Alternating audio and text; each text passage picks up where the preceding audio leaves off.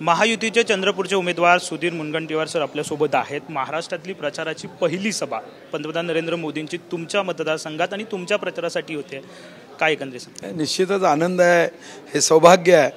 माननीय मोदीजी, माननीय अमित भाई, माननीय नड्डाजी, देवेंद्रजी या सर्वांनी आग्रहपूर्वक मगा लोकसभेचा उमेदवार केला आणि मी माननीय मोदीजींना धन्यवाद देईन की या लोकसभा क्षेत्रामध्ये लोकांशी संभाषण करण्यासाठी, त्यांना संबोधन करण्यासाठी, संवाद करण्यासाठी माननीय मोदीजी या पवित्र दीक्षाभूमीच्या चंद्रपूरच्या भूमीत येत आहे, वाघाच्या भूमीत येत आहे। स्वातंत्र्य लढ्यामध्ये ज्या भूमीनी सर्वात जास्त योगदान चिमूर क्रांतीच्या माध्यमातून दिलं त्या भूमीत येत आहे, स्वर्गीय बाबा आमटे यांच्या सेवाभूमीत येत आहे। आणि मी या विभागाचा आमदार म्हणून जो विकास केला तो निश्चितच देशात नव्हे, ज्याचा गौरव सिंगापूर कौन्सिलेट जनरलपासून अनेकांनी केला। तर मला वाटतं की हा विकास वेगाने पुढे जावा, हा झंझावात पुढे जावा, यासाठी मोदीजींनी येऊन जनतेला आवाहन जर केलं तर हा माझ्यासाठी सुद्धा आनंदाचा क्षण आहे। याआधी सुद्धा तुम्ही उमेदवार म्हणून आपण जर पाहिलं तर लोकसभेचे राहिलेला आहात, परंतु पराभव पत्करावा लागला होता। यावेळी नेमकी काय काळजी घेत आहे, कारण या ठिकाणचं जातीय समीकरण असेल किंवा इतर सगळे मुद्दे आहेत? नाही, मला वाटतं की कधीकधी जातीय समीकरण हे एखाद्या क्षणी तुम्हाला अनुकूलता व्यक्त करते, पण जेव्हा तुम्ही स्वतःच्याही जातीसाठी काहीच करत नाही तेव्हा मात्र त्याच जातीचे लोक जेव्हा तुम्हाला अनुकूल होते ते पुढच्या निवडणुकीत प्रतिकूल होतात। आपल्या देशामध्ये सर्वात महत्त्वाची गोष्ट काय तर जात ही घराच्या उंबरठ्याच्या आत आहे। सार्वजनिक जीवनामध्ये कोणीही जातपात मानत नाही। एखादा पेशंट असेल तर असं म्हणतो का की माझ्या जातीचा डॉक्टर असेल तरच मी ऑपरेशन करेन, अन्यथा किती पोट दुखत राहिलं तरी मी अपेंडिक्स काढणार नाही। असं कोणी म्हणतो का की एखादा विद्यार्थी माझ्या जातीचा प्राध्यापक असेल तर मी शिकेल, अन्यथा शिकणार नाही। एखाद्या रेस्टॉरंटमध्ये जाता तेव्हा तुम्ही असं म्हणता का की त्या ठिकाणी भोजन बनवणारा माझ्या जातीचा असेल तर मी भोजन करेल, अन्यथा मी उपाशी राहील। बसमध्ये बसताना असं म्हणता का की ड्रायव्हर माझ्या जातीचा असेल तर मी बसमध्ये बसेल, नाही तर महात्मा गांधी की जय, गांधीजी का 11 नंबर की बस मैं पदयात्रा करूंगा, असं कोणी म्हणतं का? शेवटी जात ही बेटी व्यवहारापुरती घराच्या उंबरठ्याच्या आत आहे। निवडणुकीत मग जात कशी आली? शेवटी आपण रस्ता करतो तेव्हा जातीसाठी आरक्षित आहे का? रेड, येलो, ग्रीन असं कधी असतं का?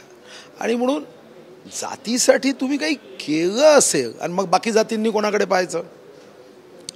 खूप जाती आहे, मग त्या जातींनी कोणाकडे पाहायचं? त्या सर्व जातीचं प्रतिनिधित्व मी करतोय आणि मी सर्व जातीच्या बंधूंना, भगिनींना हे सांगितलं की तुमच्या जातीचा खासदार असताना जेवढं काम तुमच्यासाठी करेल त्याच्या 10 पट मी करेन, कारण कोणत्या जातीत जन्म घ्यायचा याची ऑनलाईन बुकिंग होत नाही। पण मी मात्र सर्व जातीला समान मानून, हिंदू, मुस्लिम, सिख, ईसाई हम सब है भाई भाई, ये बीच में कहाँ से आई काँग्रेस आई, असं म्हणत आम्ही सर्व समाजाचं नेतृत्व हे विकासासाठी मी करेन। महाविकास आघाडीच्या उमेदवार जे आहेत तुमच्या विरोधातल्या त्या कुठेतरी भावनिक आव्हान करताना दिसत आहेत, त्याकडे कसं बघता? नाही, मी पाहत नाही, मी माझ्या विकासाची कामं सांगतो आणि मी सांगतो की मी विकास केला, त्यांनी दुकानं काढलीत। तुम्हाला निर्णय करायचा आहे, तुम्हाला विकास नको असेल, अजून 100पर्यंत दुकान गेलं पाहिजे, शतक मारलं पाहिजे, तर तुमचा विचार आहे, याच्यावर मला काय करायचं आहे? शेवटी मी जनतेसाठी लढतो आहे, मी आजही आमदार आहे, मंत्री आहे, मी काही पदासाठी लढतो आहे का? मला काही नवीन पद उपलब्ध व्हावं म्हणून मी लढत नाही। मी या मतदारसंघाचं लोकसभेमध्ये प्रतिनिधित्व करत हा मतदारसंघ विकासाच्या बाबतीमध्ये या देशामध्ये टॉपमध्ये यावा, हा यामधला माझा हेतू आहे। चंद्रपूर निवडणुकीमध्ये दारूंचा मुद्दा जो आहे, दारू दुकानांचा मुद्दा प्रामुख्याने समोर येतो। आता ह्या निवडणुकीमध्ये सुद्धा मोठ्या प्रमाणात तो चर्चेला जातोय, नेमकं असं का घडतं? नाही, असं नाही, शेवटी तुम्ही आमदार खासदार असता तर तुम्हाला लोकहिताचे निर्णय करायचे असतात। तुम्ही कोणते निर्णय करायचे? दुकानाची संख्या वाढवायची की विकास कामाची संख्या वाढवायची? आम्हाला जेव्हा तुम्ही उलट विचारता की आम्ही काय विकास केला, पहिल्यांदा तुम्ही तुमची कामं सांगा ना। संसदेत किती आवाज उचलला, किती कामं कोणत्या कोणत्या मतदारसंघात वास्तू केल्या, 21 कामं तर सांगा। मी तर कधीही चर्चा करायला तयार आहे, मी काय केलं। तुम्ही नुसतं बेरोजगारी शब्द काढायचा, तोंडी गावायचा आणि फसवायचं लोकांना. तुम्ही आमदार म्हणून किती 2 वर्ष 8 महिने तुमचंही सरकार होतं महाराष्ट्रात. आमचं तर तेवढं सरकार या 5 वर्षात नव्हतं. मग तुम्ही सांगा ना काय काय दिवे गावले, कोणती नोकर भरती सुरू केली, काय केलं, कोणतं SNDT युनिव्हर्सिटीचं सेंटर आणलं, कोणतं मेडिकल कॉलेज, कोणता टाटा कॅन्सर हॉस्पिटल, कोणतं गोंडवाना विद्यापीठ, कोणता चिचडोळ प्रकल्प पूर्ण केला, कोणतं कृषी महाविद्यालय आणलं, कोणतं 100 बेडेड कामगार हॉस्पिटल तुम्ही आणले, कोणते ग्रामीण रुग्णालय केले, कोणते पंजाब नॅशनल बँकेच्या माध्यमातून तुम्ही CSRमधून सेंटर्स उभे केले, कोणतं स्वर्गीय बाबा आमटे अभ्यासिका केली, कोणते स्टेडियम केले, कधी तर सांगा. तुमचा विकास आणि पोखरणची चाचणी हे एवढे 2च गोष्टी जगात गुप्त आहे. मला वाटतं आश्चर्यजनक आहे. भाऊ, तुमच्या प्रचारादरम्यान एक व्हिडिओ व्हायरल झाला होता, तुमचं रथ अडवलं होतं. आता ज्यांनी रथ अडवला त्याच्यावरती गुन्हा दाखल झालेला आहे असा आरोप शिवाजी मोघे जे आहेत त्यांनी केला आणि ते तुम्ही घडवून आणलं असं तुमच्यावर आरोप. नाही, रथ अडवलं म्हणजे त्याला त्यांनी ॲफिडेव्हिट दिलं, म्हणजे आता ॲफिडेव्हिट म्हणण्यापेक्षा लिहून दिलं की यांच्या सांगण्यावरून मी घडव. आता हे पडायच्या भीतीने वैफल्यग्रस्त होऊन आता यांचे नवीन हे फंडे सुरू झाले.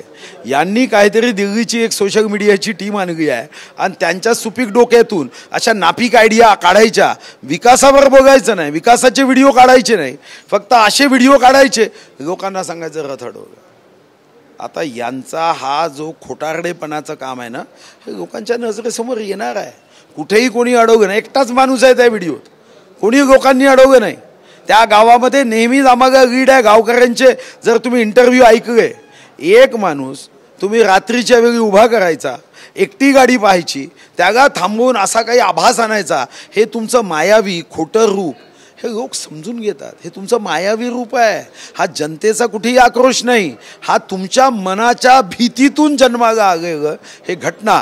आणि जे सोशल मीडिया तुम्ही टीम लोकांना फसवण्यासाठी गावली, त्यांनी अशा पद्धतीचा व्हिडिओ काढायचा, व्हायरल करायचा आणि साव बनण्याचा प्रयत्न करायचा. शेवटचा प्रश्न, तुमचे जुने पक्षातले मित्र एकनाथ खडसे जे आहेत ते पुन्हा घरवापसी करतात अशी चर्चा सुरू आहे, लवकरच त्यांचा पक्षप्रवेश होणार आहेत, काय एकंदरीत तुम्ही काय सांगा? शेवटी आम्ही इतक्या लोकांना पक्षात घेतो आहे, आमचाच DNA आहे ना, आगे तर काय स्वागतच आहे. त्यांच्यावर अनेक आरोप झाले, मग त्यांना पक्षातून बाहेर काढलं किंवा पक्षात सोडावा लागला, त्यांच्यावरती अशी वेळ आली होती आणि आता पुन्हा ते येत आहेत. ही चांगली गोष्ट आहे. शेवटी त्यांनी पक्षामध्ये काम केलं होतं. आरोप झाले म्हणजे ते सिद्ध झाले असते तर गंभीरता आहे. आणि त्यामुळे मला वाटत नाही की त्यांनी जे भाजपमध्ये काम केलं, आता त्यांच्यावर तर शरद पवारांनी आरोप केले होते, मग शरद पवारांनी विधान परिषद दिलीच ना. असं आहे की असे प्रश्न फक्त भाजपलाच विचारून मला वाटतं की प्रश्नाचं उत्तर मिळणार नाही. या व्यवस्थेमध्ये आरोप प्रत्यारोप झाले आणि ते जर सिद्धच झाले नाही तर त्याला दोषी म्हणणं हे अजूनही आपल्या व्यवस्थेमध्ये होत नाही. धन्यवाद. साहजिकच आहे, सुधीर मुनगंटीवार आपल्यासोबत होते. त्यांनी म्हटलेलं आहे की चंद्रपूरमध्ये विजय जो आहे महायुतीचा नक्कीच होईल असा विश्वास जे आहे ते व्यक्त करत आहेत. कॅमेरामन रोहन पवारसह विनायक डावरू, ट्यून9 मराठी, चंद्रपूर.